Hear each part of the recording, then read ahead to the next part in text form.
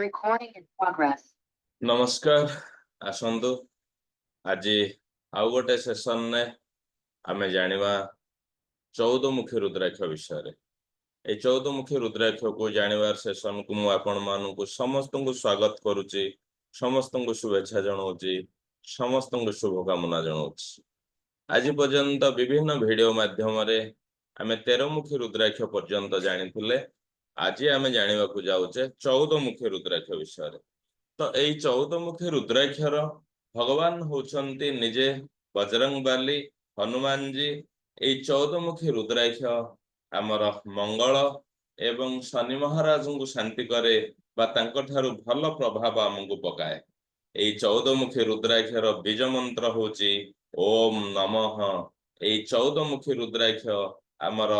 Third आई चक्र को activate करे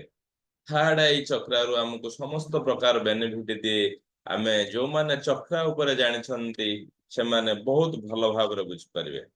तो एई 14 मुखी रुद्राक्ष हमको आम जीवन में प्रतिटी चला पथ रे अनेक सहाय्य करे अनेक साहस प्रदान करे हमको हमर गोल अचीव करबा पई बहुत प्रकार सहयोग करे तार एनर्जी हमको सही प्रकार सहयोग करि थाए हमको लाइफ रे स्टेबिलिटी दिए हमको कैरियर रे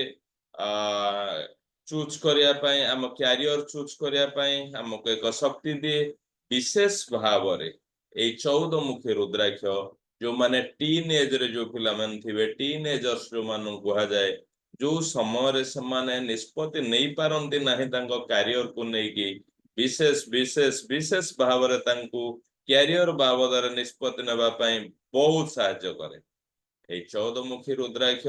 हमको हम जीवन ने बैलेंस आनिया पई बहुत सहयोग करे हमर जॉब हमर कैरियर हमर बिजनेस रे एक सकारात्मक निर्णय हमको दे एक सकारात्मक कथा हमको अट्रैक्ट करे एक सकारात्मक सुजोग हमको प्रदान करे ये हमर हमें आलोचना भी करथिले मंगल ग्रह और महाराज शनिंकर प्रभाव रो हमको मुक्त करे हमर डिसीजन मेकिंग रो कैपेसिटी बहुत बढ़ी जाए और विशेष भाव रे हमको मसल्स क्षेत्र रे बोन्स क्षेत्र रे हेल्थ बेनिफिट दिए हमको मोटापापण रु रक्षा करबा पई बहुत सहायता करे विशेष भाव रे हमको एंजाइटी फोबिया ए सब हेल्थ समस्या रु हमको मुकुलेबा पई पाए हेल्थ समस्या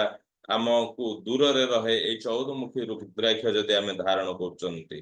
तेबे आसंतु आमे 14 मुखी रुद्राक्ष विषय रे संक्षिप्त भाव रे बहुत किछि जानिले आमे रुद्राक्ष विषय रे जदि अधिक किछि जानिबा पई चाहंतांती रुद्राक्ष को को भली धारण करबा एवं केउ रुद्राक्ष रो कोन बेनिफिट अछि रुद्राक्ष विषय रे जदि विस्तृत भाव रे आमे जानिया पई चाहछंती तो आम संगे जोगाजोग करंतु एवं आमर वीडियो एक मुखी रु 13 मुखी आज 14 मुखी भी रहुची आपण माने ताकू देखिबी कि भी अनेक किछि जानि परिबे बहुत बहुत धन्यवाद नमस्कार।